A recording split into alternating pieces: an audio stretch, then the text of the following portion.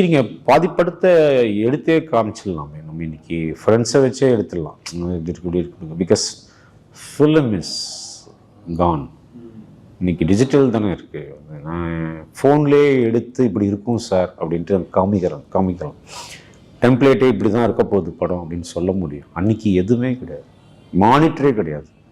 நீங்கள் பக்கத்தில் நின்று அந்த இடத்துல உங்களுக்கு அந்த இடத்துல என்ன தோணுதோ, உங்கள் கண் எதை பார்க்குதோ, அதில் எந்த டேக் கரெக்டாக இருக்கோ அதை நீங்கள் யோசிக்காமல் அடுத்து போயிட்டீங்களா, இல்லை அதுலேயே உட்காந்து நோண்டிட்டு இருக்கீங்களா, 20வது டேக் 30வது டேக்.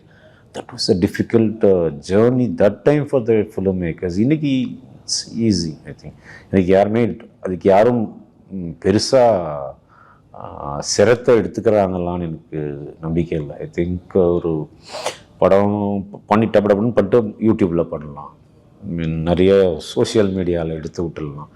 இதை ரசிக்கிறாங்க அப்போ நம்ம இதே இருக்கே, படமே இருக்கே, அதுலேயே வந்து ஃபிலிம் அந்த மேஜிக் இட்ஸ் கான்.